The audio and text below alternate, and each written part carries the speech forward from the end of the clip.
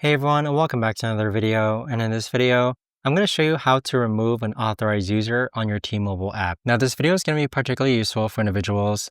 Let's say that you want to go ahead and remove an authorized user because you don't want them to make any more changes to your T-Mobile account. How do you actually go ahead about doing so? Now, this video is going to be short, sweet, and simple, guys. There's not going to be a lot of steps involved. Now, in order to do this, what you're first going to do is log on to your T-Mobile account.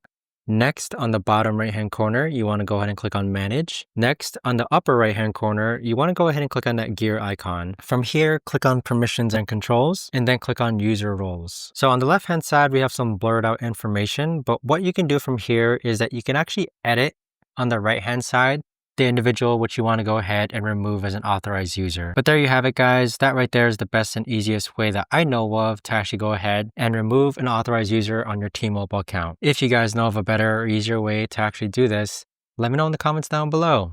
I would love to know. Thanks so much for watching, everyone, and I'll see you guys all in the next video.